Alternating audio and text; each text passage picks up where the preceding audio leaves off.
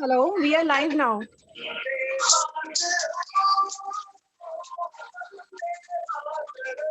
Yeah, someone can check and verify that. Yeah, we are live. Yeah, that's great.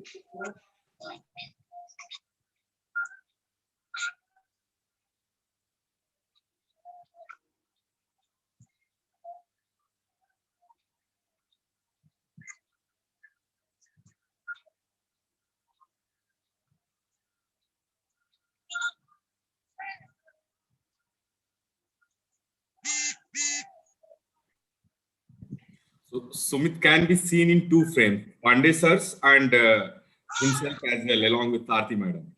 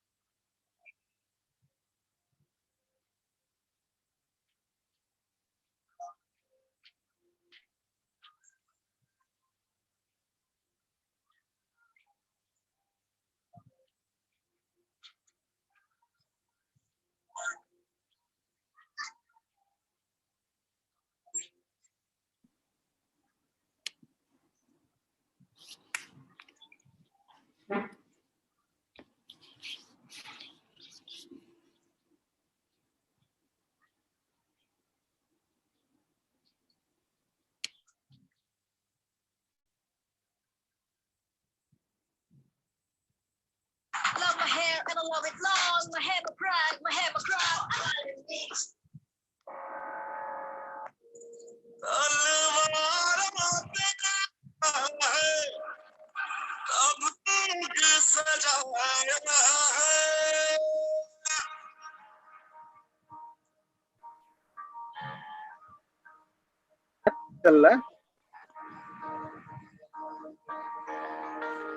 I think our guest has already joined us.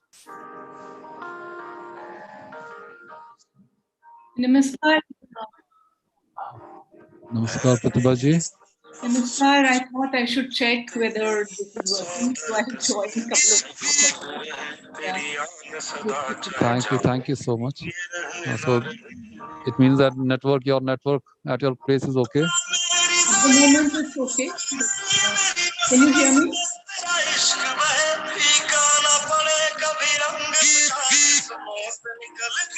सामने कहाँ से बज रहा है? अंकिता जी मंजू है मंजू थोड़ा हल्का कर दीजिए। मंजू जी आप अपना वो बंद कर दो, माइक बंद कर दो मंजू जी।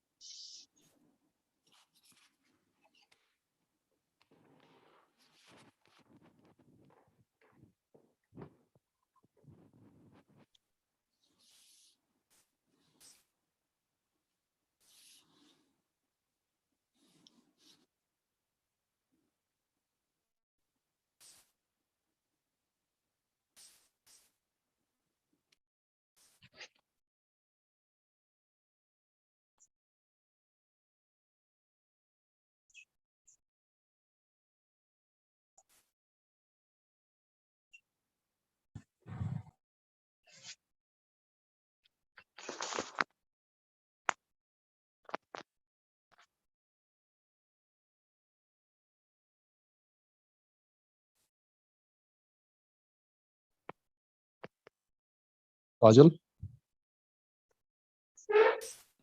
Yes, sir. काजल सब कुछ ठीक चल रहा है? Yes, तो sir. रिकॉर्डिंग हो रही है ना? सर वही मैं एक बार देख रही हूँ, बैंडविड्थ लो बता रहा है, एक बार मैं फिर से रीस्टार्ट करके देखती हूँ.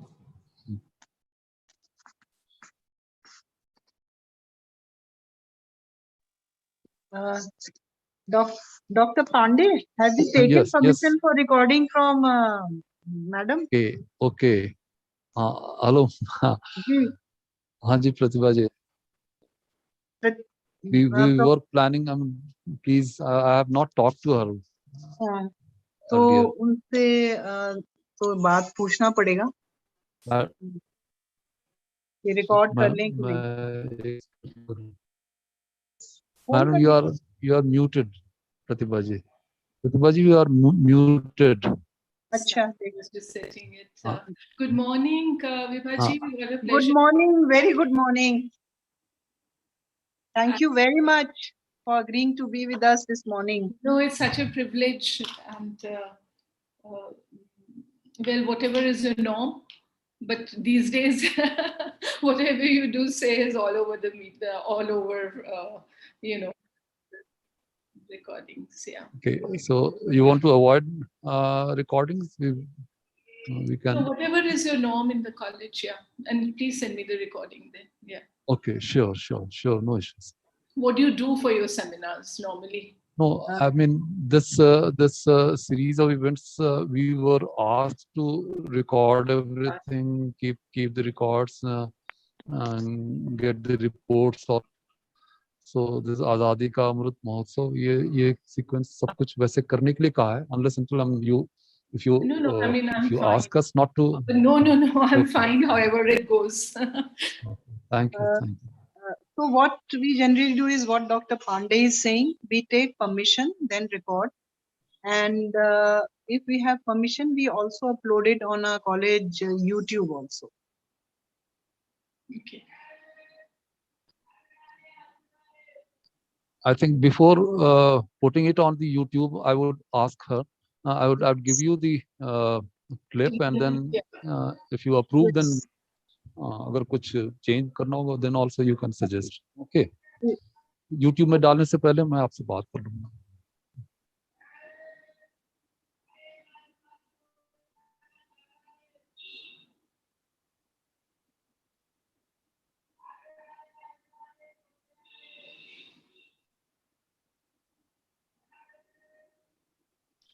We still have 2 minutes and then we'll start on time.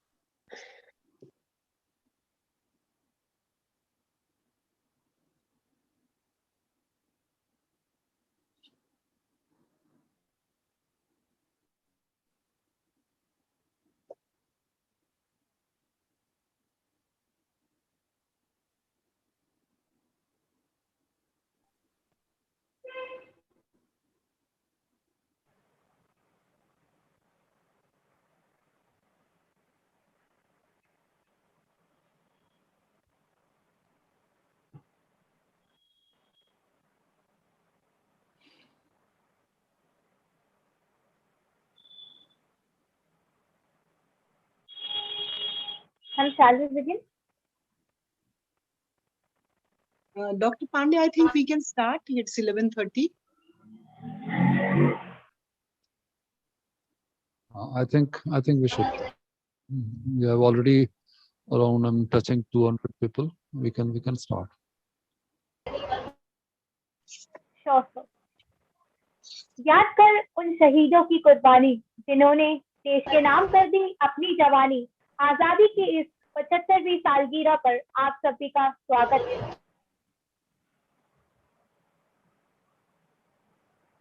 To one and all, I, Lance Corporal Bhavir Pratap Singh Bhadoria of Fidelity Battalion.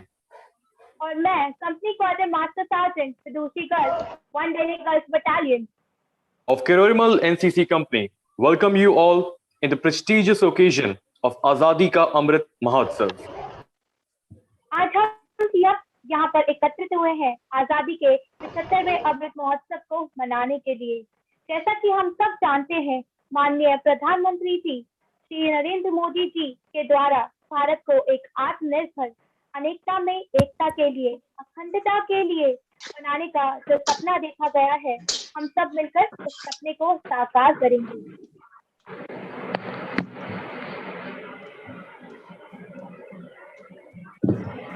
घंटी नहीं बज रही? घंटी क्या खराब हो गई है? नहीं। As you all may be aware,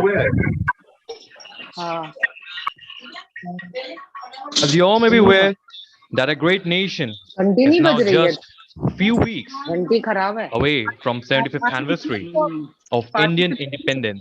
To commemorate the monumental occasion, all departments and ministries are hosting set of activities for resurgent and Atmanirbhar Bharat. ये हमारा सौभाग्य है कि समय ने, देश ने 75वें आजादी के अमृत महोत्सव को साकार करने की जिम्मेदारी हम सबको दी है। एक तरह से ये प्रयास है कि आजादी के 75 वर्ष होने पर ये आयोजन आजादी का अमृत महोत्सव भारत के जन जन द्वारा बनाया जाए। साथ ही आज के 75वें आजादी के अमृत महोत्सव में, आज के वेबिनार में मैं आप सभी का स्वागत करती हूँ।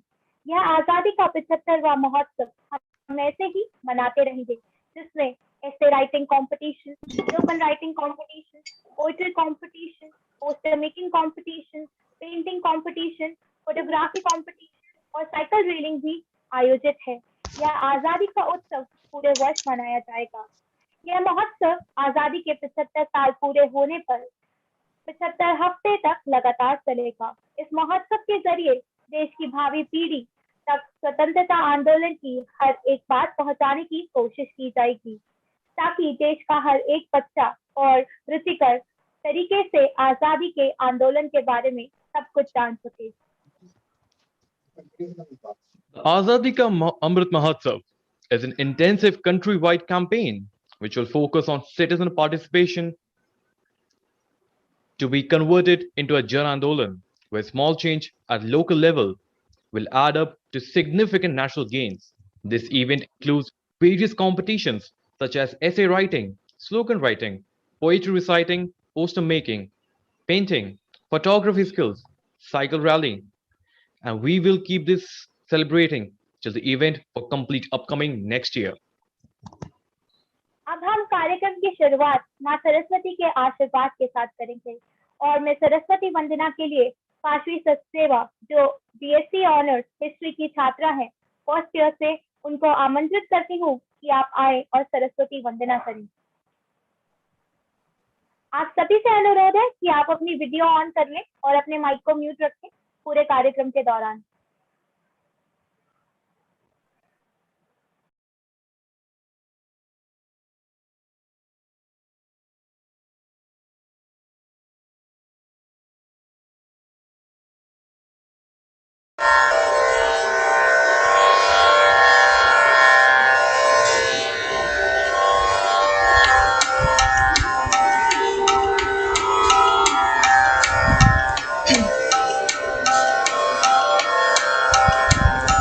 सरस्वती माँ शारदे हमको यही वरदान दो।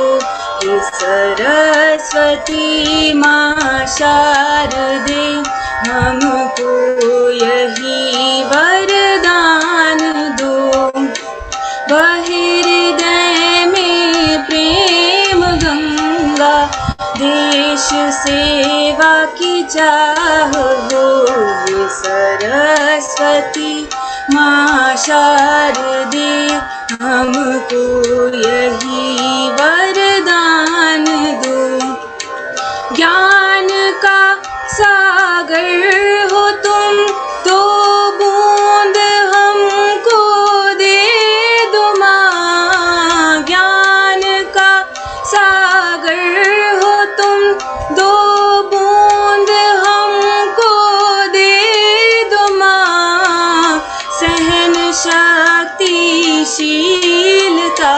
दो, एकता की हो भावना, हे सरस्वती माँ शारदे, हमको यही वरदान दो। ऐसी वाणी बोलो हम हर एक मन को जीत ले हम, ऐसी वाणी दो हमें हर एक मन को जीत ले हम। हे दया स्वरूपनी इतनी दया कर दो हे माँ, हे सरस्वती माँ शारदे, हमको यही वरदान दो, हे सरस्वती, हे सरस्वती, हे Saraswati.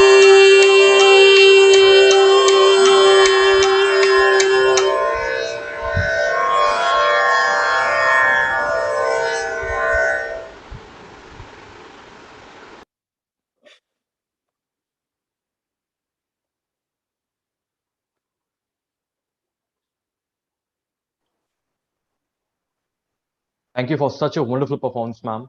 Now, proceeding with the event, I would like to call Professor Rakesh Kumar Pandey, our program coordinator, without whom this event wouldn't have been possible. Sir, the dice is all yours. Thank you. Thank you, Bhavya. Let me first welcome the honorable guest, Dr. Prathibha Jolly, our principal, Dr. Vibha Chauhan, madam, my teaching and non-teaching colleagues, and all dear students at the event. This event is being held to mark our journey to complete 75 years of our independence. All of us who are aging below 75 today, and I think all of us are below 75, we must feel gifted as we are born in the independent India. Generations have lost their lives to make us see independent. Only a fortunate few of them who fought for that could witness India becoming independent. They were probably better placed to understand the value of independence. But do we also understand that in the same way? Are we taking our independence for granted?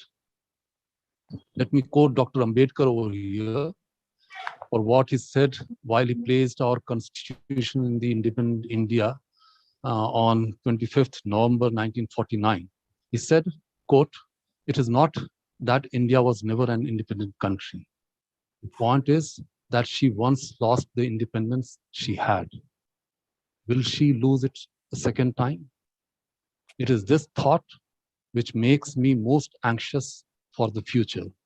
What perturbs me greatly is the fact that not only India has once before lost her independence, but she lost it by the infidelity and treachery of some of our own people."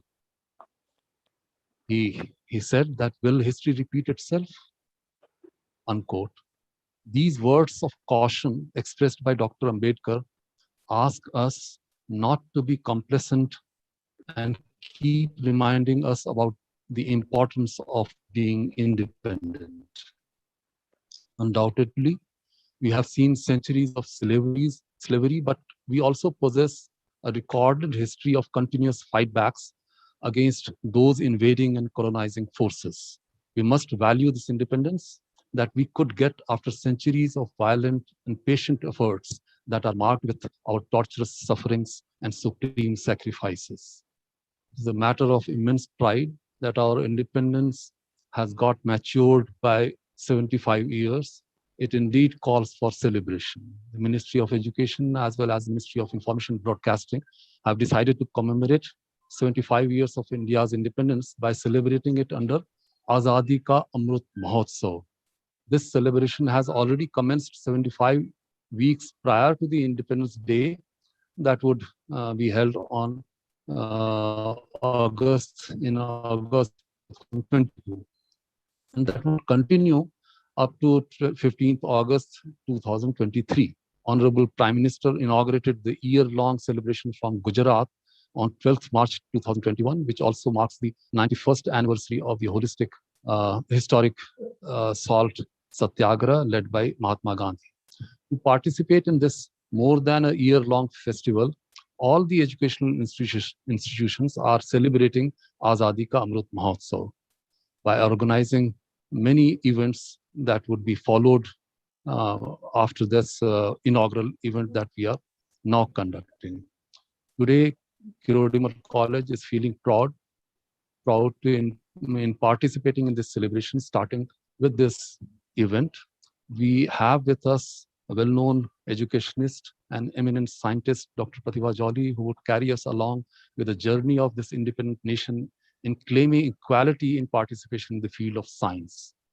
I'm fortunate to have almost more than 35 years of association with her, wherein she has influenced, surprised, and impressed me in different ways whenever I've got an opportunity to interact with her.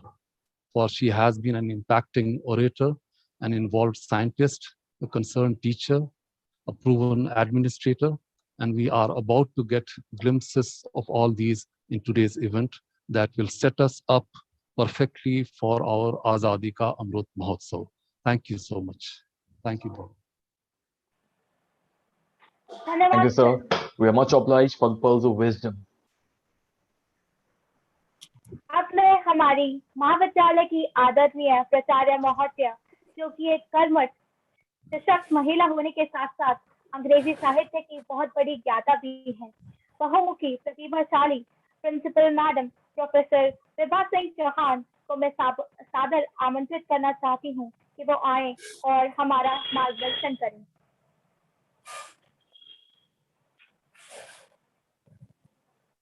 नमस्कार, सबको नमस्कार। बहुत धन्यवाद Vidushi, thank you. My first thanks and a very, very warm welcome go to our speaker, our guest speaker today, Dr. Prathibha Jolly. Professor Rakesh Pandey has already said a few things about her. And from her topic, I can see that as I have known her as leading from the front, leading to bring excellence and equality in education, in educational institutions, and in institutions of science, that continues to be her passion. Dr. Jolly is well known to all of us to take lead in making Miranda College, Miranda House, where she has been principal for many years, to the top place. Miranda House पिछले 3 साल से NIRF की ranking में top college, and years of planning and selection focus of what to do has gone into this. I have often gone to her for advice and received very, very useful inputs when I joined as principal in this college. She is much, much more experienced and has actually taken care of various disciplines, starting from science to humanities to social sciences. So as an educator, as a leader in higher education institutions, Dr. Jolly's place actually remains quite unequaled and quite on top. I am also aware that after she retired from Miranda House, she went ahead. Her wisdom and her experience was used by several national and also international agencies, and she has had a very, very huge project from GST Department of Science and Technology on working on women in science. बहुत वर्षों से ये इस पे काम कर रही है और ये बहुत सारी महिला वैज्ञानिकों से मिल चुकी हैं. She's collected their memoirs and many other things which if she finds time and wants to let us know, she will be happy about it. And आज की जो इनकी talk है, an equal science, nurturing aspirations, raising nations. How equality comes in science, or how science, do we need to look at science from the spectacle or of equality, aspirations and nations. And I'm sure she is going to, we are waiting for a lecture. And I can see that high aspirations and commitment to nation, the equality, that is the idea of equality which is embedded in our constitution, is going to be probably a big focus in her talk. We are celebrating this occasion, we are marking this as a moment when we are celebrating our freedom and stopping for a moment and looking at it also of how to refine it further. If we identify any areas where we can be more, we can be better, how to make it better. And that's the pursuit and application of knowledge that I suppose this occasion actually is indicating for us to follow. So I will not take much longer, but before I conclude, I must thank Professor Rakesh Kumar Pandey, who is the program coordinator. He took the responsibility of leading this series of programs which we are going to organize. This is the inaugural talk. It's a very, very important day and an important occasion for us. We are inaugurating our program, which is going to follow with Dr. Jolly's talk. So many thanks, Professor Pandey, for organizing this so well. My thanks to the whole committee of teachers who have worked together to make this possible, the non-teaching staff, all other teachers, participants, and also Bhavya Pradap and Kashvi Sachdev for conducting and bringing the Saraswati Vandana to us. So thank you very much once again, Dr. Jolly, for being here with us. It is a privilege and an honor for us to have you with us. Thank you.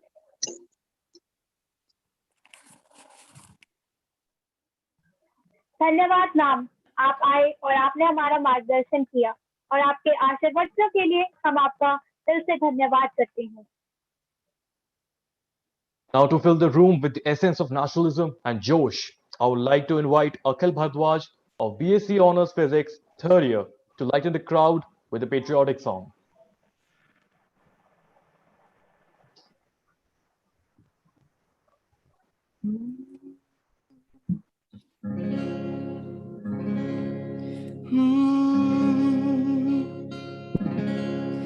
तलवारों पे sir वार दिए, अंगारों में जिस्म जलाया है, तब जाके कहीं हमने सर पे ये केसरी रंग सजाया है. ऐ मेरी ज़मीं अफसोस नहीं जो तेरे लिए सौ दर्द सहे, महफूज रहे तेरी आन सदा, चाहे जान मेरी ये रहे ना रहे. ऐ मेरी ज़मीं महबूब मेरी, मेरी नस नस में तेरा इश्क बहे, फीका न पड़े कभी रंग तेरा, जिस मुंह से निकल के खून कहे। तेरी मिट्टी में मिल जावा गुल बन के, मैं खिल जावा, इतनी सी है दिल की आरज़ू। तेरी नदियों में बह जावा, तेरी फसलों में लहरावा, इतनी सी है दिल की आरज़ू। तेरी मिट्टी में मिल जावा गुल बन के, मैं खिल जावा, इतनी सी है दिल की आरज़ू। तेरे खेतों में लहरावा, तेरी फसलों में लहरावा, इतनी सी है दिल की आरज़ू। Thank you. सारे जहां से अच्छा हिंदू सिता हमारा. Thank you so much for such a moving performance, Akhil. Now the moment we've all been eagerly waiting for. I'm profoundly delighted to take an opportunity to introduce our chief guest. Dr. Prathibha Jolly served as principal of Miranda House, a premier college for women at University of Delhi, a post she held for 14 years from April 2005 till Feb 2019. Under her dynamic leadership, Miranda House received All India Rank 1 under the National Institutional Ranking Framework for 4 successive years, from 2017 to 2020. It was accredited from NACC with grade A+ in 2017. A rare honor, Dr. Jolly was conferred with the prestigious ICPE Medal in 2020 for her contributions to the physics education with international outreach. She was also chairperson of the International Commission of Physics Education, Commission 14 of the Apex International Union for Pure and Applied Physics for 6 years from October 2005 to 11, having served as a member first from 2002 to 2005. She was also vice president of the International Union of Pure and Applied Physics from 2005 to 8. But that's not all. She also served as member of National Liaison Committee from 2008 to 11. Dr. Jolly served from 2012 to 17 on the Scientific Advisory Committee to the Cabinet Constitution by the Principal Scientific Advisor to the Government of India. Dr. Jolly is an elected fellow from Science and Society of National Academy of Sciences of India and recipient of the NASI Foundation Lecture Award 2017. She is also a fellow of the Institute of Physics of United Kingdom. She was conferred with the GIREP International Research Group on Physics and Teaching 50th Anniversary Medal in 2016. Now, without further ado, ladies and gentlemen, boys and girls, please welcome Dr. Prathibha Jolly.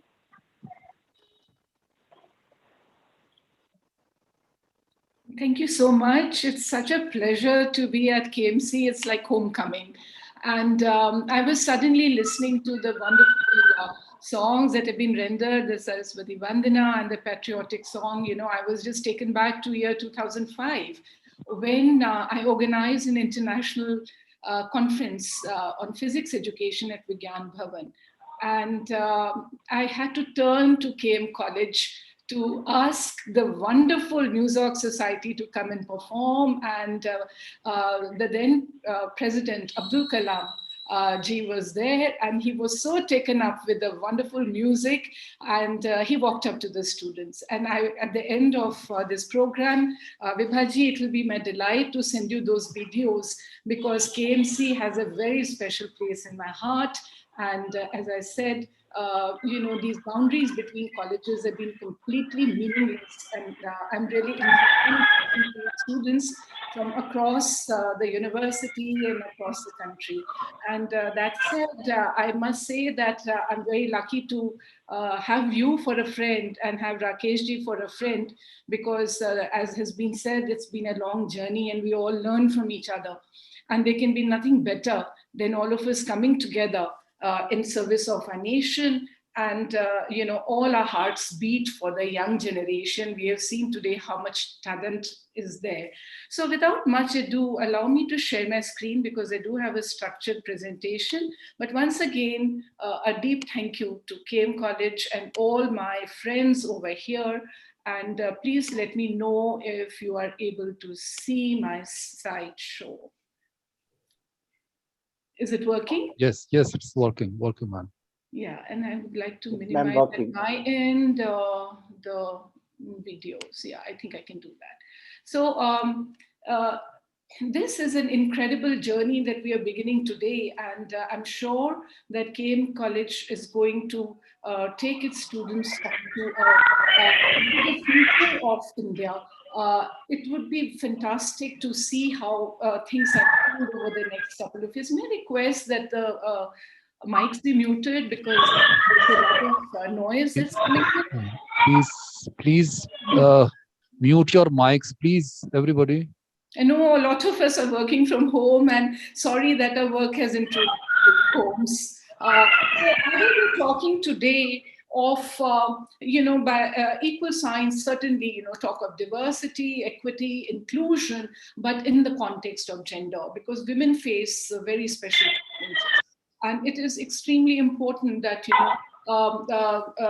as we move further on the journey that we have, we take everyone along with us. So we, the people, are celebrating at close to 75 years, the exponential growth that India has seen. I do not want to talk today about, how we have grown incredibly in literacy, moving up to, 78%, and hope that in the next decade, we would be 100% literate, and some states already have that. Or the incredible growth of the higher education system, the R&D system, and progress that we see all around. And there could not have been a better shake-up of all our population to understand how far we have come in 75 years. We have been living on the pandemic curve for almost more than, it's 1.5 years and more. And as we have battled with the first wave and now the second wave and overcome it, we know that we are a country that has today arrived. All of us have onboarded the digital world. Everyone has been a warrior, and education in particular has done incredibly well, because very suddenly, almost overnight, our world changed, and we discovered that we were left to fend for ourselves, our students, and so on. And from those children who are in kindergarten and have never seen what is the face of a school, to our own students who have learned to negotiate a hybrid world, a digital world, I think we have done incredibly well. We have met the challenge. Our resilient and innovative research ecosystem has made us get some pride in that, in our own country, in our own people. And this is something that is extremely important, because, there is a tendency that we tend to think that, we look westwards, we look at developing world, and we think that we have achieved nothing. We are certainly a land of contradictions. We are 1.3 billion. And as people, we have so much of diversity. We have remotest areas that are still plunged in darkness and do not have mobility and internet connectivity. But at the same time, we have world-class institutions and excellence in pockets. And our endeavor has to be that we work towards building a nation that is certainly able to occupy its rightful place on the high table of Committee of Nations. So India aspires today to be strong and powerful. We talk of Atmanirbhar Bharat, the Startup India, Make in India, Skill India. It is because we have we trust the native talent of our population. We know we can do it. We have an ancient history that allows us to dream big and to be able to deliver big. We have seen in this corona pandemic that suddenly from just nothing, we moved to Atmanirbharta. We were able to become self-sufficient in PPE and masks and sanitization, or whether it be using drones for delivering and so on and so forth. And telemedicine is something we've all experienced. So the connectivity that brought people together, brought services together, and made us keep afloat, we witnessed the transforming ecosystem. We witnessed the public-private partnership that we've been talking about so much. I know that the gig economy kept us alive because everything was delivered at our doorstep. And how did we order it? We ordered it on our mobile phones, through internet, and so on. So all those disruptions we've been talking about were accelerated. And today, therefore, let me begin, as we all talk about being vaccinated, by giving a tribute to the women scientists who have been on the forefront. So if we look at the 6 vaccines that are being talked about so much, they have all got women innovators on the top, and some of them are now strong contenders for this year's Nobel Prize in Medicine. Look at Neeta Patel of Novavax in NRI. If you look at Sputnik, that is from Russia, Elena has headed it, and Moderna is also led by one, of course, a woman, but a woman of color. And to be a woman of color in the US is never easy. And so Dr. Corbett has performed extremely well. Bharat Biotech's Covaxin is led by Dr. Sumati, and Sarah Gilbert of Oxford AstraZeneca, and this is one of those vaccines that we have been, using extensively in India. And we will now be getting the first mRNA vaccine, and mRNA technologies are so strong, so those will be strong contenders for Nobel Prize. But leading the challenge when this came up suddenly in March 2020, when we shut down the nation, and we felt we were just nowhere. We were left hanging in a state of limbo. There was just nothing available. It was at that point that our women scientists sprung the greatest surprises, because they devoted themselves, and they've been working for the preceding couple of months. Priya Abraham, National Institute of Virology from Pune, developed the first ELISA testing kit. And by March 2020, we had already isolated the virus. Minal Bhosle from My Lab's Discovery Solutions, again Pune, she delivered the first indigenous kit for evaluation and of infectiveness, and that was just at ₹1,200 with results at 2.5 hours. And she delivered her daughter the next day. And she said this was the time to work and develop a test for the country and put every personal problem or personal concern on the back burner. And women and men have been each for equal, and we have all worked together as warriors as we have battled with these incredibly unprecedented times. Renu Sarup, Secretary DBT, Soumya Swaminathan from WHO, they have been names which have really sort of very quietly and understated led the country. There is, of course, Gagandeep Kank. She serves today on many of the committees, but her earlier work on rotaviral vaccines, I would like to quote here, because India has a strong experience of vaccination. We vaccinate entire population of our children. It is done meticulously. It's a well-oiled engine, and that has made us a polio-free country. And for gastrointestinal problems, rotaviral vaccines are extremely important. Incidentally, she's also the first woman scientist to be elected to the Royal Society as a fellow in 360 years. And these are no mean achievements, so we have so much to hold our head high about. And yet the question, can't women do science? Women can't do science. You will have society tell young students that, you're better off doing taking up some other discipline. And that is extremely surprising, especially today when we stand in 2020, 2021, and times have changed, and there is a very different understanding. Our girl students, our women are extremely aspirational. So it is our task now going forward to nurture them. It is our task to understand that it is only when almost 50% of our population is an equal participant in the growth of the country, then alone will we reach our dreams of 5 trillion economy, or we will beat those dreams and we would be a strong nation. And we would also be a happy nation. And that is far more important. But then why are there so few trailblazers?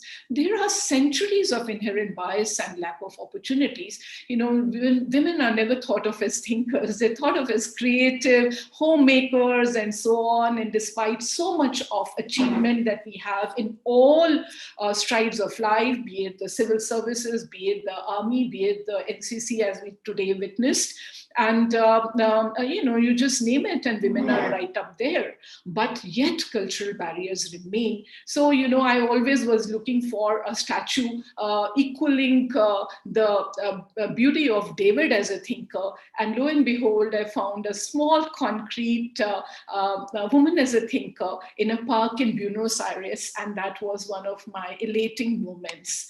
But there are always in history women portrayed as scientists, and this mural adorning the entrance of the National University of Athens is one of my favorites because it depicts women, sciences as women, be those in medicine, theology, astronomy, or physics. And despite this kind of mythical evolution, we still see that women are not considered as equal partners in science. But in ancient India, if we were to go back, women have always been celebrated as thinkers and philosophers. There is the very famous debate that Gargi Vachkanavi, Brahmavadini in the Vedic ages, she engaged with the Yagyavadikya on the origin of existence. And she actually, I believe, when I look at that episode, I do believe that it was out of respect for the Guru that she gave up the debate. And, otherwise she could have gone on, and I'm sure she could also have been a winner. Rishikas writing Vedic suktas, they were very common at that point. But in their own right, women have been teachers, they have been healers, they've been theorists. And we tend to forget it, that they're not merely bringing up families, but they are also setting them onto ethical, creative paths. It is for those women's contributions that the whole of humanity has progressed. We have in our own legend of Leelavati, Bhaskaratu's daughter, and he dedicated and wrote, in fact, his treatise of mathematics in 1150. It is a dialogic write-up where he poses puzzles and problems to his daughter and says, Leelavati, urges her to solve them and engage with him. And in her own right, she was a great mathematician. So as I said, women are nurture life. They're born entrepreneurs. Just look around yourself. Just look around and you will find incredible patterns in the craft that we weave in our music. Of course, we do not use algorithms, but none of these that I portray to you follow a script. They are woven together, or they're crafted together through the mind. And that shows the scientific understanding, because it is not easy to weave a patola without having a pattern in front of you or having a computer algorithm telling you. But a perfect patola or a perfect rug or a jute artifact, shows that women have an inherent understanding of patterns. And that understanding, that critical understanding, is what makes for science. One of my favorites is a photograph I took in Manipur Ima Kethel market, which is the largest women's market, is 500 years old, with nearly 4,000 women traders, all women. And so these entrepreneurs hold up the economy. But look at the wear, look at the diversity of wear that they bring from the farms and from the neighborhoods, the local produce, and make it into a startup. It is just that the vocabulary is very different now. I mean, they are obviously, using the age-old traditional, the Hat Bazaar concepts and so on. But how long would it take us to bring IT into it, and some of our students to go and look at the sociology of these markets and see how IT can help them to actually become startups that would market to the entire world? So let us look around us and understand the art and the science of indigenous knowledge and systems and practices. Local knowledge is so important. And today we are beginning to understand the value of indigenous technical knowledge and people science. And this is where the native skill of the 1.3 billion people resides. And if we were to negate this understanding, we would not be able to make the strides that we want to make in modern science. So it is extremely important that we nurture those understandings that we bring to us from our environment and then move forward.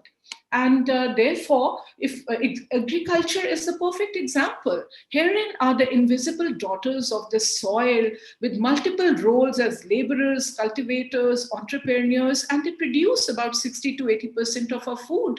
And a large population depends on agriculture, but agriculture is certainly gendered because Indian policies do not recognize them as farmers. And they do not even earn the same amount as men do. But amount of understanding of plant science that these women bring is incredible.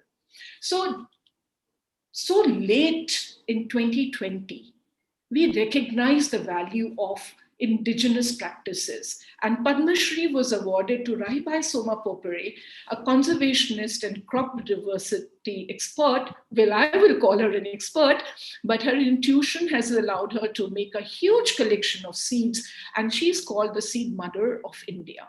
And there is Tulasi Gowda, again got celebrated in 2020 with a Padma Shri. She is the encyclopedia of forest. Would you not hold him as scientist? It is not documented science. It is not the modern science as we practice as articles in journals, but this is lived experience and most important for conserving biodiversity.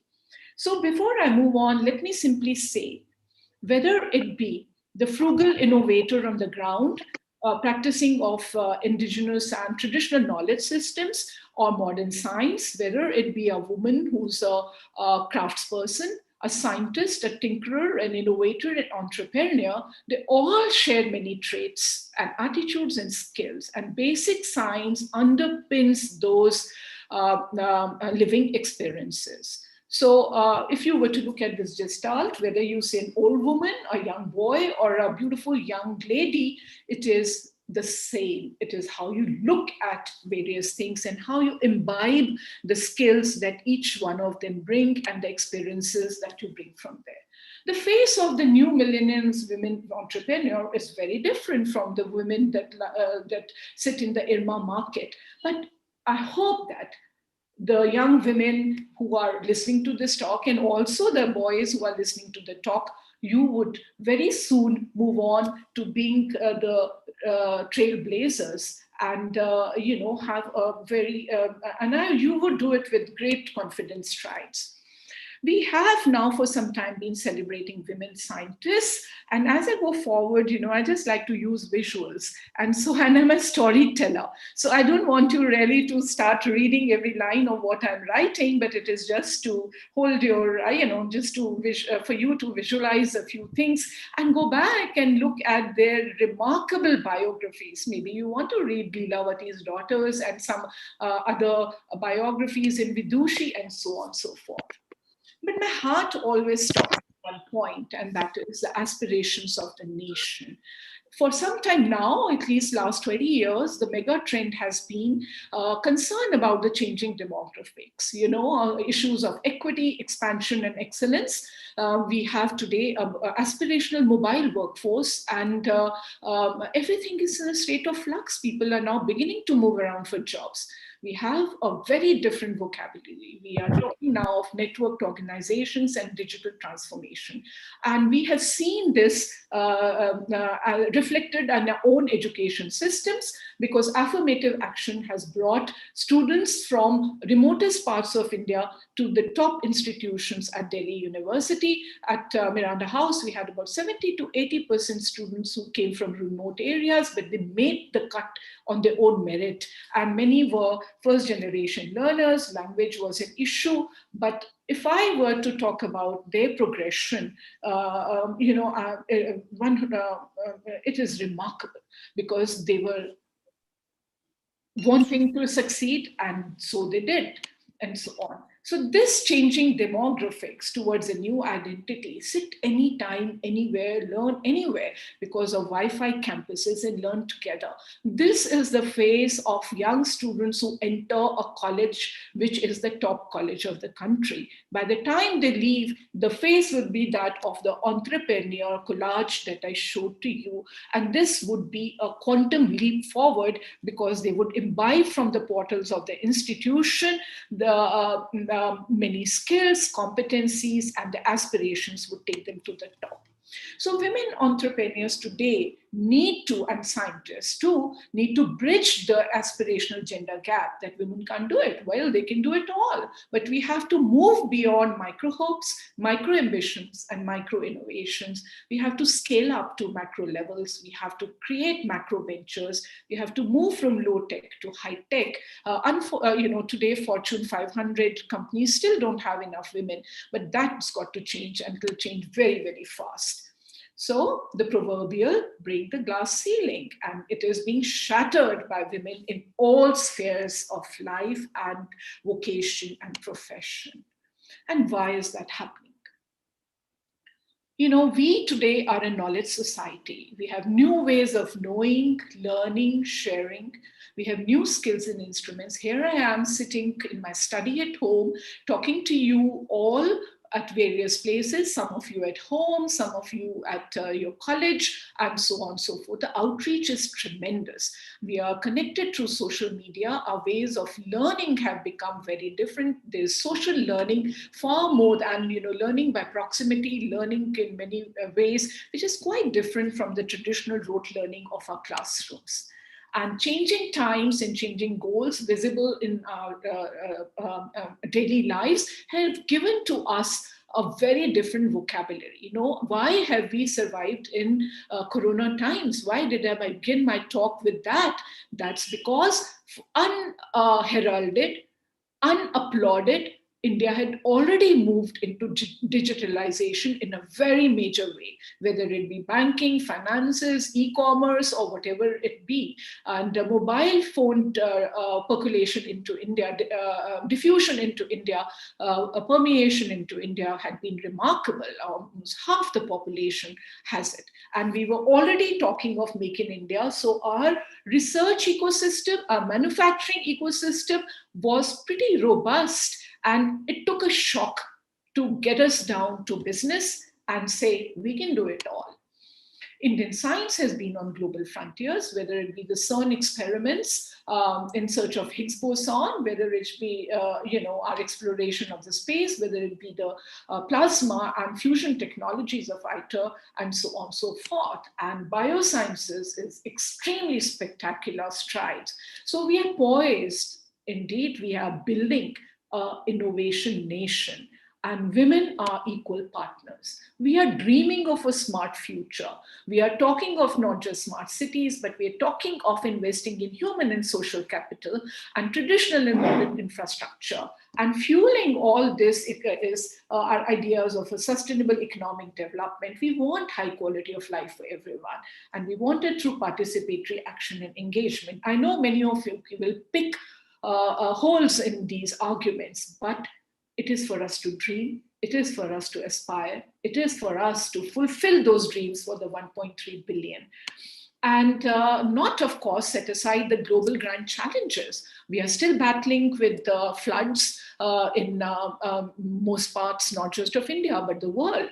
So disaster resilience is needed. Energy problems are there. Food, shelter, health for everybody, and education for all. So these are the goals that have prompted us to float the Sustainable Development Goals. And gender equality is a very important part of it. If you look at any of these 17 goals, the role of women is extremely important.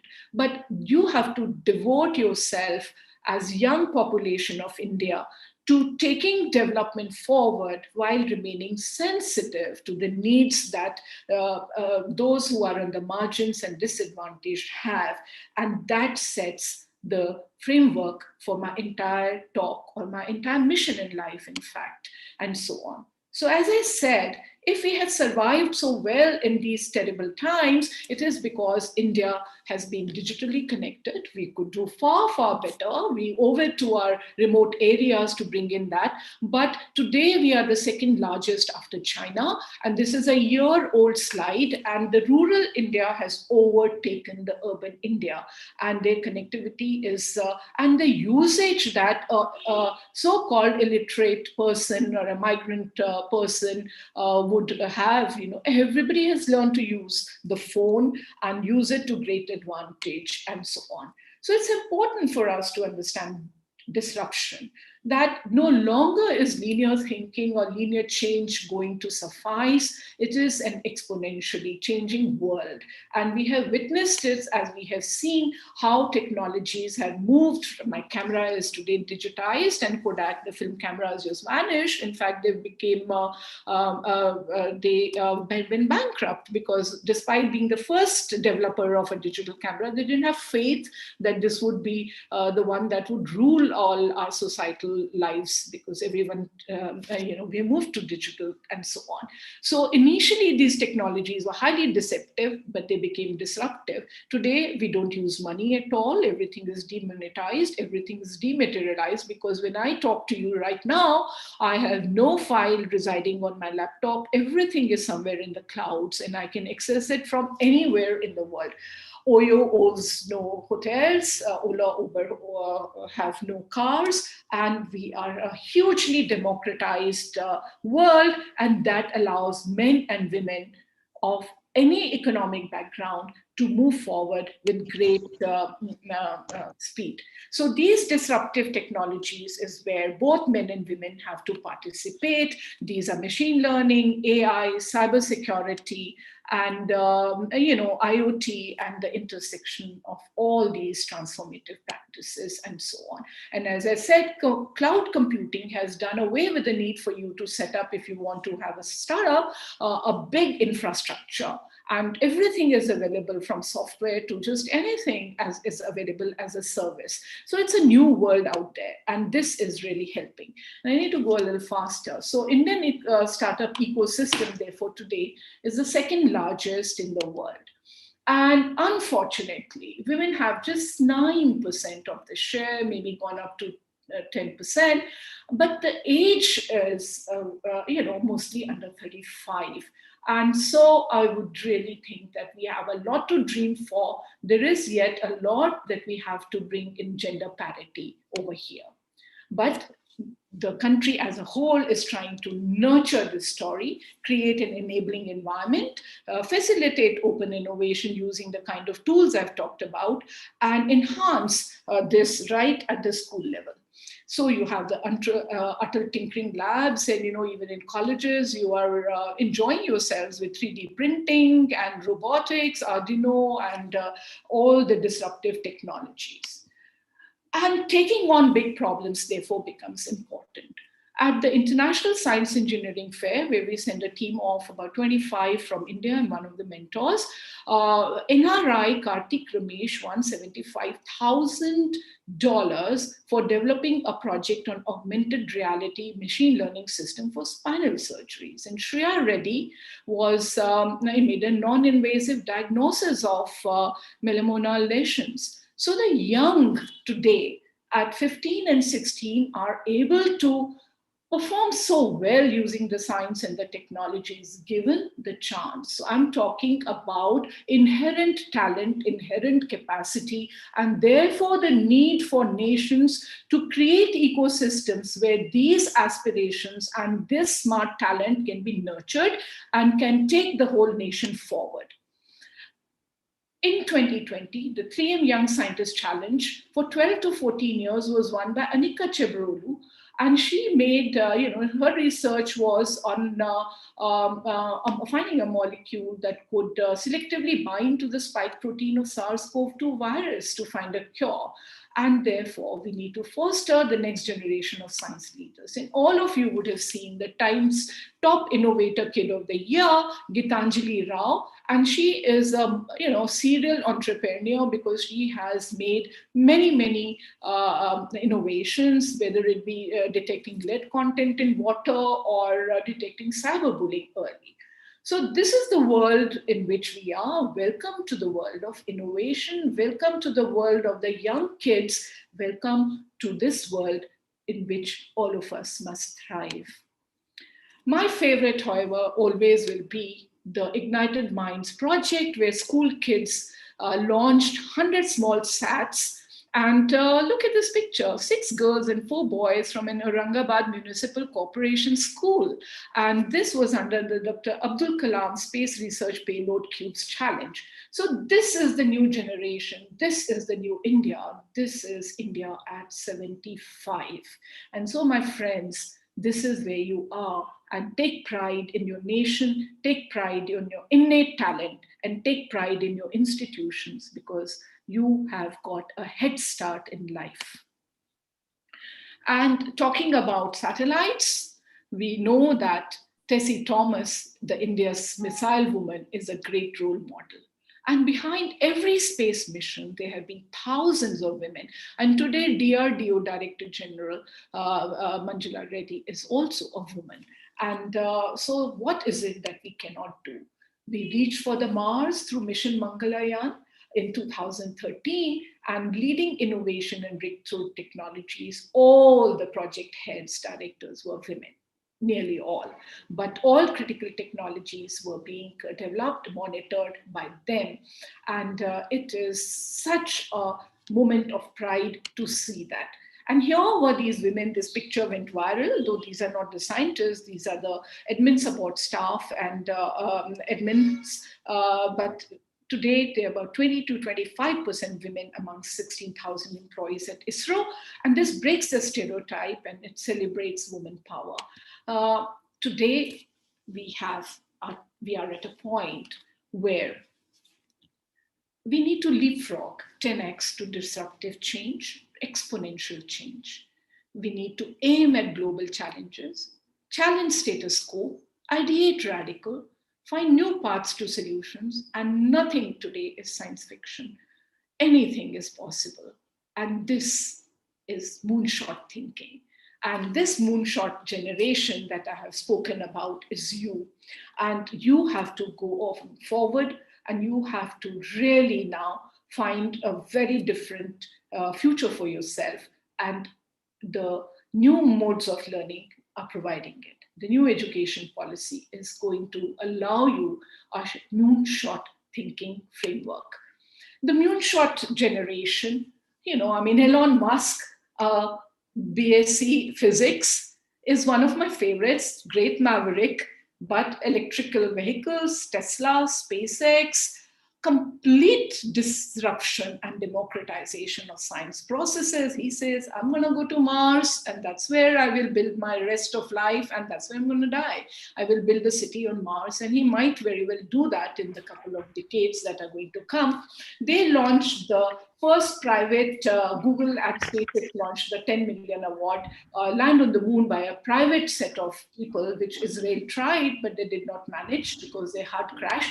And India thought it would do it, but in 2019, unfortunately, our rover Pragyan also crashed on the surface of moon while we were trying a soft landing. And this moonshot thinking will allow us very soon now to do far more. So sky is no longer the limit. We are a generation unbound, and Richard Branson's 12 July 2021 jump up to the top of the atmosphere and come down in an aeroplane, and of course related technology of Jeff Bezos' Blue Origin space team with, you need to look at this. We had an NRI at 34 years as part of the first team, and an 82-year-old woman as part of the Blue Origin space team. She'd been rejected by NASA at some point, but an astronaut. So we are a generation unbound. We are the moonshot generation, and we need to move forward.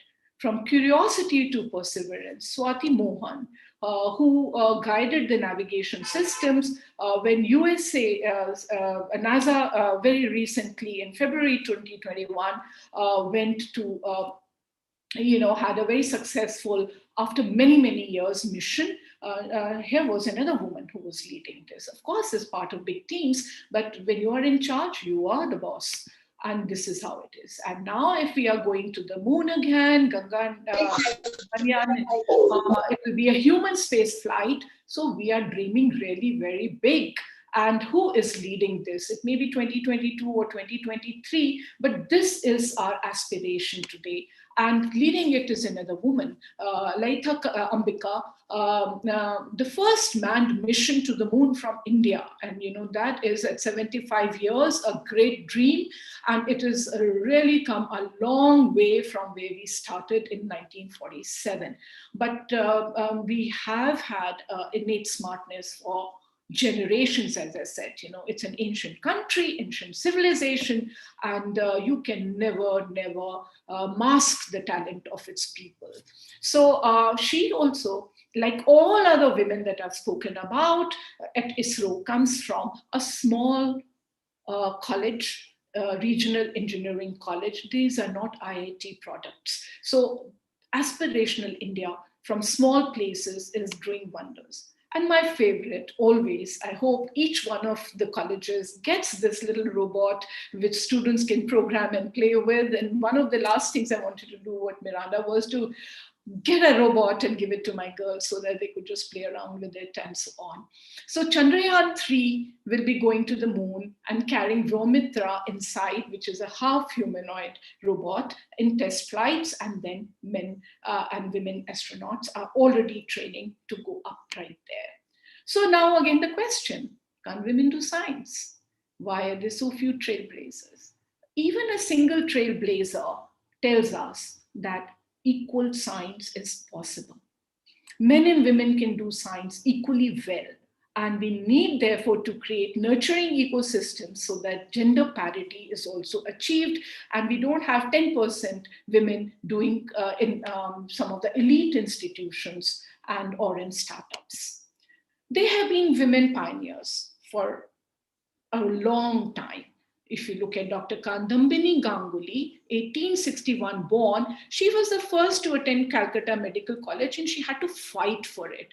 And then she went abroad, Edinburgh, Glasgow, Dublin, and was the first to practice Western science. Or Anandi Gopal Joshi became mother at 14, lost a child in 10 days, and then she vowed to herself that she would be a doctor and serve humanity, and went to Pennsylvania and got a medical degree, joined Kolhapur Medical Hospital, but unfortunately succumbed to tuberculosis in 2022. There have been pioneers all along, and speak of Janaki Ammal, the first Director General of Botanical Survey, or Kamal Ranadev for cancer research, first tissue culture lab establishing a connection between disease and heredity, or Ashima Chatterjee created anti-epileptic and anti-malarial drugs, or Rajeshwari Chatterjee heading electrical engineering in communication department at IAC. These were born earlier than independent India, and they have done remarkable work. So they laid the path for others to follow. And today on the frontiers of physics, we are there. We are contributing in every discipline that is now making the waves, be it high energy physics, be it quantum information and computation, or be it condensed matter physics, or nanophotonics, or nonlinear dynamics, and the International Neutrino Project of neutrino oscillations, and LIGO, the gravitational waves. Not too many, but yes, women are doing remarkable work, and there is room for each one of you to go and take the place at the high table. On the frontiers of biology, from traditional biotechnology to modern biotechnology, again, there is a very, very large number of women. And, obviously it's not comprehensive. This is illustrative. And these are also, this is something that you should just take as a collage. And details is what I will leave you to find out, and so on. But that said, how many women have got the Nobel Prize? Less than, well, it's about 23 women among 624 laureates. That's less than 4%. And in physics, just 4, chemistry 7, medicine 12. So what kind of an equal world are we talking about? We aspire, but we also have to nurture more. We also have to create an equal ecosystem and society. Today, the Nobel is opening its doors, and I'm sure and I hope that this is Nobel goes to one of the women that has been on the forefronts of vaccine discovery and so on. So last year, very quickly now society is trying to make up, and we had in 2018 one woman physicist included, and then we had also, for 2 years, 2018-20, that is quite a big. And then for the first time, 2 women together as collaborators got the 2020 prize for CRISPR, which has been really very, it has been a great innovation. It has been a great research that they have done. But if we look closer home at the Shanti Swarup Bhatnagar Awards, there are merely 21 women amongst the 556 awardees, again less than 4%.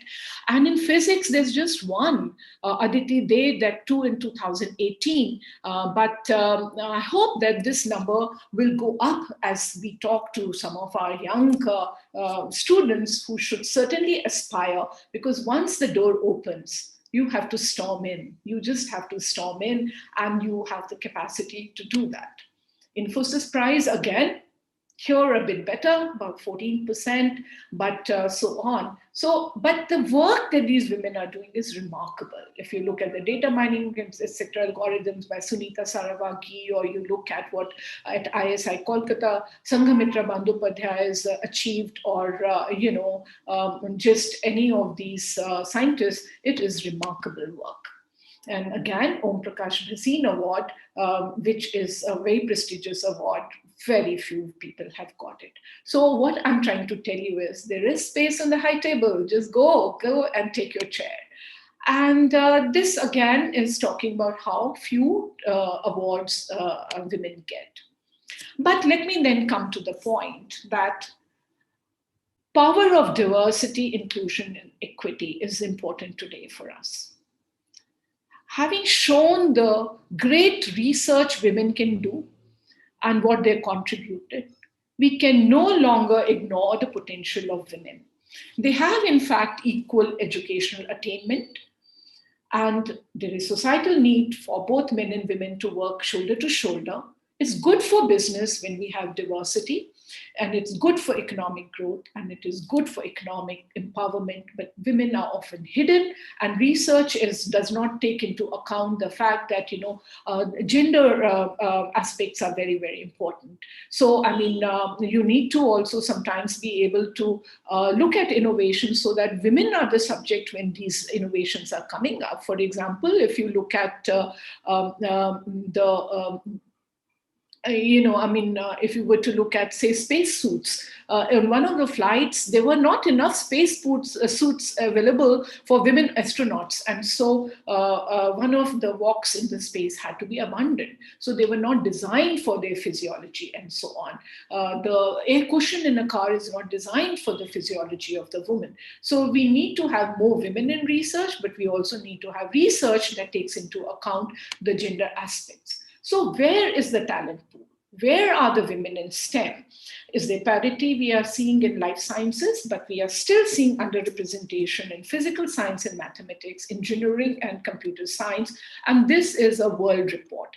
But closer home, Asia 2019-20 shows us similar results. At undergraduate in science we have broken the parity barrier. Women have broken the parity barrier just about. Postgraduate, they're 63% women, and PhD, they're close to 50%. But in engineering and in IT and computer, we don't really have enough women. And if today you see more women PhDs in IT and computer, it's nothing to celebrate about, because what this is showing is that the men folk prefer to go into industry, corporates, have their startups, and they now think that academia and PhD is a low status work to do. And so these kind of conflicting ideas also need to be taken into account. If I were to similarly look at the postgraduates, in physics we don't have as much, but chemistry, it is breaking the gender parity. Botany and zoology are already at close to 75%, and maths too is at 50, and so on. So this is the talent pool that we are talking about. And so this is the equal science that can be created if these women were given opportunity. But are they being given opportunity? So let us look at our own University of Delhi. In the convocations from 17 to 20, women have outperformed their male colleagues, and all medals and prizes. In essentially, the women, the green and the yellow lines, were the predominant awardees. And the gap is pretty huge. That said, what would we then say about going higher up in academia into professions and jobs? This needs to change. Because if I were to look at the gender profile of women in the university colleges, this is predominantly women, be it in physics, mathematics, chemistry, computer science, zoology, or botany. But if we were to look at the university departments, we again have very few women. I mean, you have about 20% in physics. Chemistry is an appalling 13, while PhDs in chemistry women outperform, and they're larger there in number. And even in botany and zoology, where you have 75% women getting PhDs, you have about 35%. And if computer science is 40, as I've already said, that is because women are coming into education, and often this is being considered as not that, high performance level requirement. So here is your proverbial glass ceiling or a sticky floor, and so on and so forth. And this is the ceilings that need to be shattered completely, or the leaky pipelines. We are working on a different model on that, and that has to be redefined completely. So what about gender parity in terms of other things? So the World Economic Forum report now says that while in education we are almost there, as I have just shown you the data, economic and political parity is going to take hundreds and hundreds of years. And in fact, the number of years is increased in the current report. This is the data from the last year's report, and so on. Women still have treated unequally at work because they have the unpaid caregiving, and they work longer hours, the work that is done at home, or caregiving responsibilities, and so on and so forth. So there are these inequalities that now need to be broken, and that need a change of model in which societies function, and that's important. What is going to be important is the future of work. And if we were to look at the frontiers of the new economy, that's why I talked about the disruptive innovations and technologies, then we find that women have a very poor share of data, and data is now the new gold or new water, you could say, or new oil. They have hardly got about 20, very small share of cloud computing, of engineering, or of AI roles, and so on. And this is where the jobs of the future are going to be, because our colleges, our universities are not preparing our students for jobs of the future. And that is the VUCA world. It's a volatile, uncertain world for which you need to be prepared, because you don't know what the jobs of the future are going to be, because they're going to be completely redefined, just as we witnessed over the last 1.5 years. So for the frontiers of the new economy, we need to see where the women are. They are very strong in people and culture. They're doing very well for content production, but not so in marketing, and so on and so forth. And as I've already said, in the new technologies, much needs to be done. So back to the basics. We need to accelerate gender parity in many, many dimensions in gender skills for the changing workplace. And since I'm from education, please bear with me, because I have to take the next 5 minutes to talk about why education is the hardest sector to reform or to reboot. And why are we not there on the frontiers of change so that, all these jobs of the future will have gender parity? So we need to do quite a lot. We need to leverage all the wonderful things that are there in the new education policy. and connect the dots with what I have said, and that's the way forward, and it can be done. And I think it is going to take hardly a decade, and we should be able to be a very, very vibrant country right up on the top. And if education advances one step at a time, as we have been doing in our kind of colleges and universities, we will fall exponentially behind the world for which we aim to prepare the learners. So 75 years up, we have all the innate talent. We have all the pieces of the jigsaw. We have all the skills and competences needed. Now let us put it together to build a strong nation, raise the nation up from its poverty, abject poverty, raise the nation up to the greatest height. We aim for the moon. We are the moonshot generation. Nothing is impossible. So let's forge ahead. And that's what we need. So now the change that is happening is very disruptive through NEP and so on. New technologies, new pedagogies, new ways of learning, most unwanted, but lo and behold, nature brought it on us, and here we are completely onboarded on a digital world and performing rather well. We are more efficient, we save time, we have better focus and so on. But of course we miss our social setups, but we also have competence now in these areas and so on. So let us say, therefore, back to this changing demographics, the aspirations of these young students who come to us, to the portals of education, it is our moral imperative that we provide the very best of what we are capable of doing, because the quality of the institution depends on its capacity to create opportunities for valuable experiences and growth of all, women in particular. So meeting this diversity and inclusion challenge and developing a diversity intelligence is most important for us now.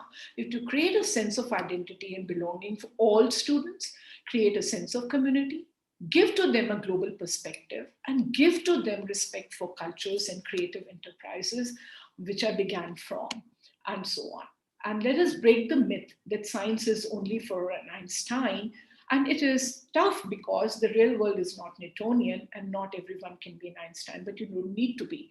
What you need to understand is that, yes, if science is difficult and abstract, then the classroom and the pedagogy needs to create the bridging analogies that bring the real world to the Newtonian world that we portray on our blackboards.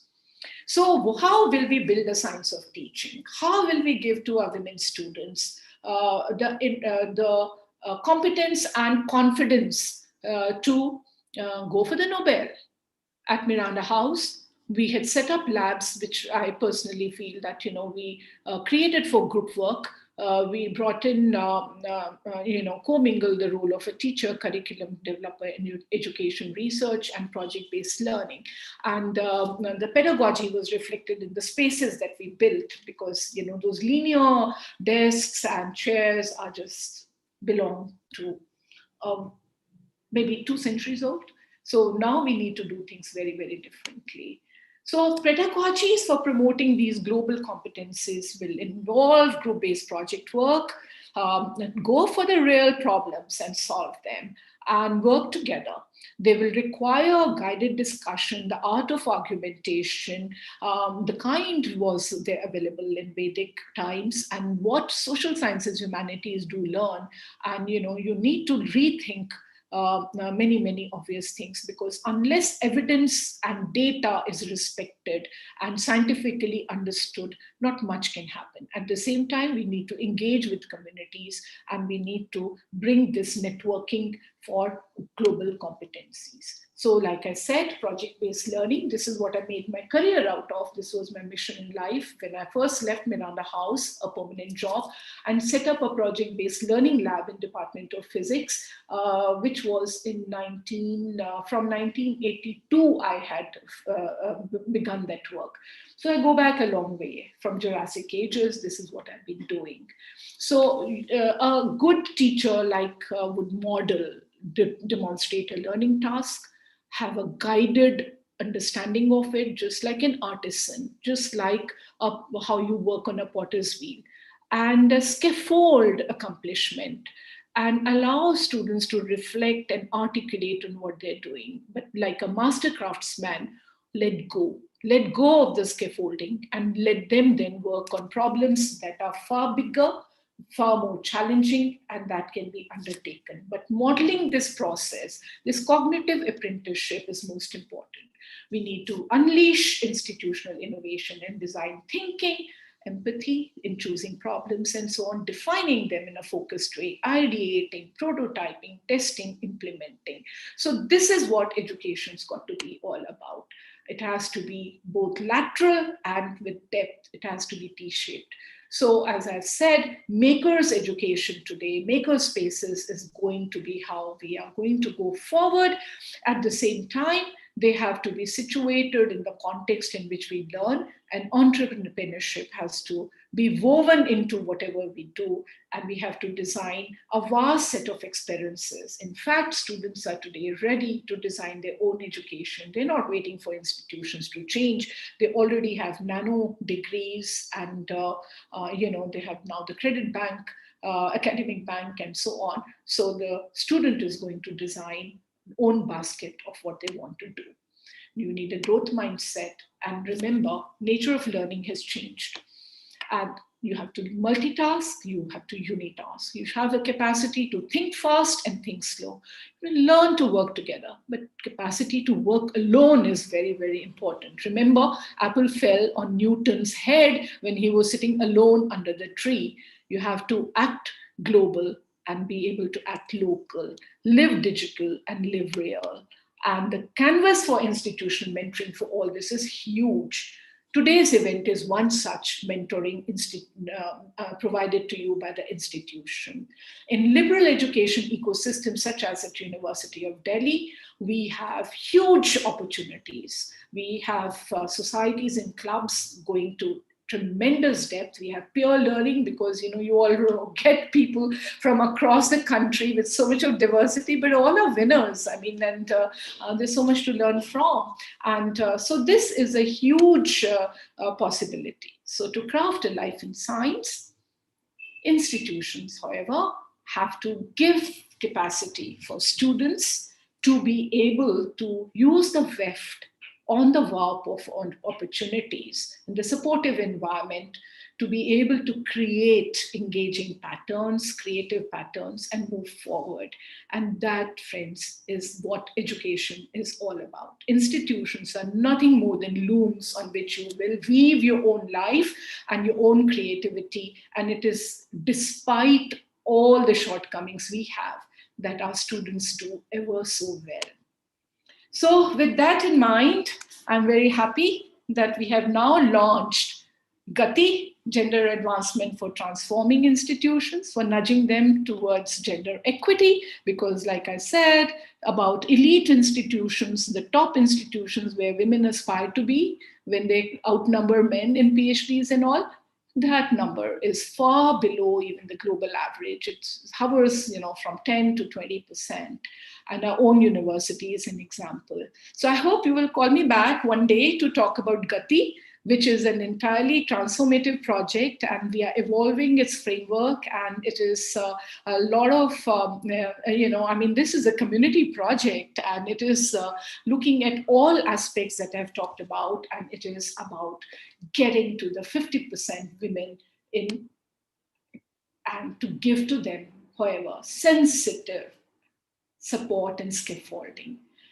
Nurture their interest in early years, expose them to great expertise, create ambition and opportunity in early career, and create for work-life dynamics. When biology kicks in too, families need to be nurtured in mid-career support, but recognize and empower them, get them to leadership positions in senior years. And with that, let me say, we need to set smart actions, specific, measurable, achievable, relevant, and time-bound. That's what Gati is all about.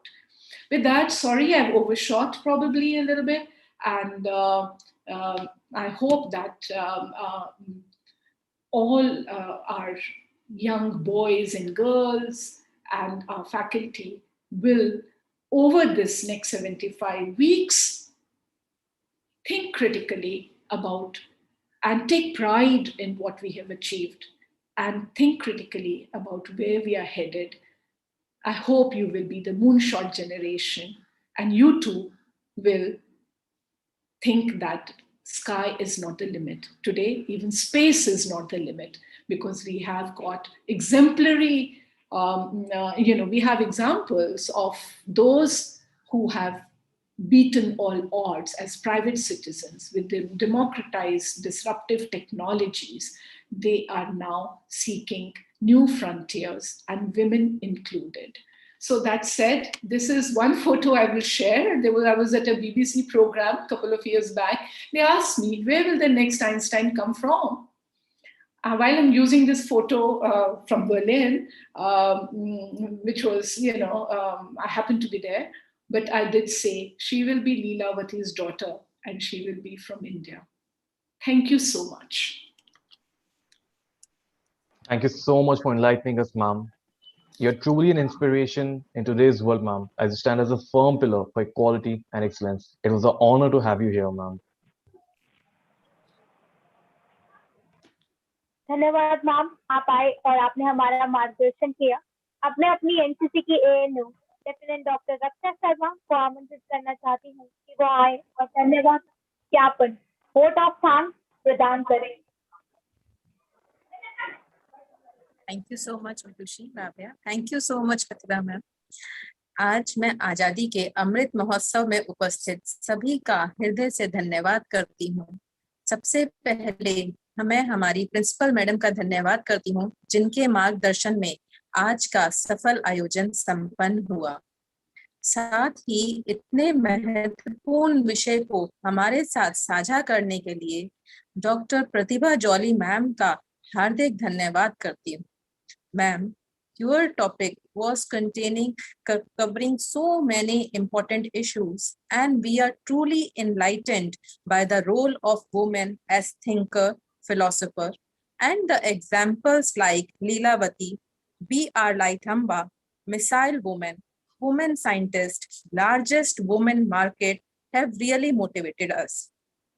The topics covered like smart future, bold world, grand challenges yet to be solved, and the exponential transformation using 6Ds and 5 Is were really very interesting and eye-opening. Thank you so much, ma'am. Thank you. And we would love to hear from you once again on the topic Gati. We will be really waiting for this. Thank you so much, ma'am. हमारे इस programme की रूपरेखा तैयार करने में जिनका सबसे बड़ा योगदान है हमारे कोऑर्डिनेटर प्रोफेसर राकेश कुमार पांडे का हार्दिक धन्यवाद। Thank you so much sir.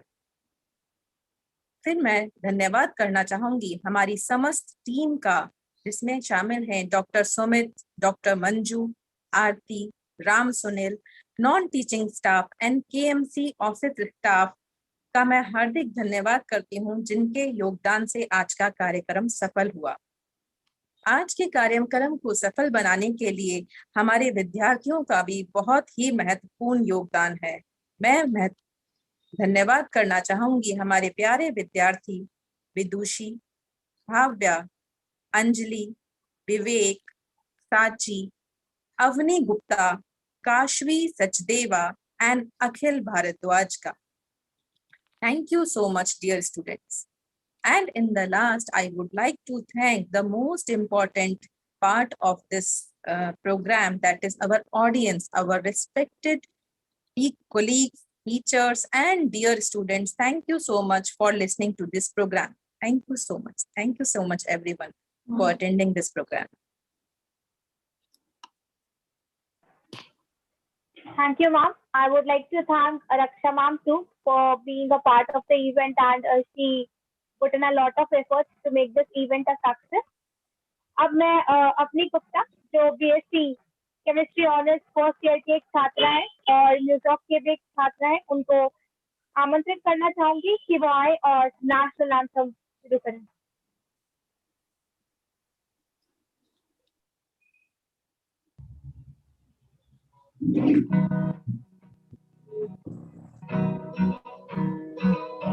Jana Gana मन अधिनायक जय जय हे भारत भाग्य विधाता पंजाब सिंधु गुजरात मराठा द्राविड़ उत्कल बंग विंध्य हिमाचल यमुना गंगा उच्छल जलधि तरंग तब शुभ नामे जागे तब शुभ आशीष मांगे गाहे तब जय गाथा जड़ गण मंगलदायक जय हे भारत भाग्य विधाता जय हे जय हे जय हे जय जय जय जय हे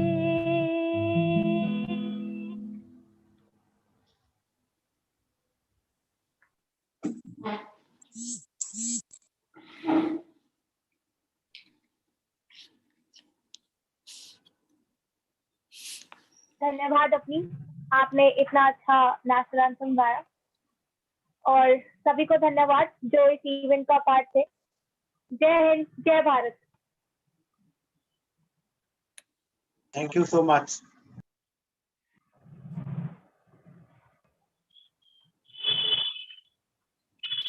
thank you Vidushi, thank you Bhavya, बहुत अच्छी एंकरिंग करी बेटा आप लोगों ने। Thank you Pratibha, Thank you so much, and my congratulations to the young students. They were so perfect. Thank you, ma'am. Ma'am, before leaving, I would just like to say this, ma'am. Yes. More informally, I thought I should just give you a big hug now. Bhavya wants to say something. Bhavya? Ma'am, more importantly, I would just like to say this, ma'am. It was actually a huge honor for me to be present in this event, ma'am. Actually, I was discussing this event with my mom. My mother comes from the first batch of the fighter controllers of the Indian Air Force, ma'am. Oh. She was the first Air Force officer from Rajasthan, ma'am. So she shares the same enthusiasm and zeal with you, ma'am. Will you please, I would like to talk to her, and I would love to get a small, a photograph or something. I would like to include her in a talk next time. Yes, ma'am. I was talking to her about you, ma'am, and she was also part of the Kargil war, ma'am. My mom and dad both were in the Air Force, ma'am. So, ma'am, it was the first, at that time, the girls were, oppressed. But my mom, being a Rajput and everything, she fought against the odds. She joined the Air Force, became the first Air Force officer from Rajasthan.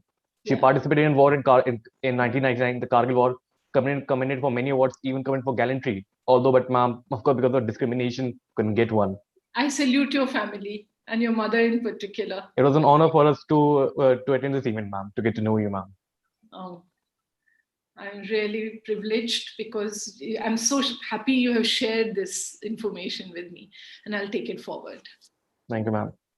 I think we missed out on thanking Kajal also. Kajal was one of the main hosts, digital hosts of this show, and she is teaching physics in our college. Ankita bhi hai. Ankita thi. I think we must all also thank them. Thank you very much. So let us now end the program. End kare bhai.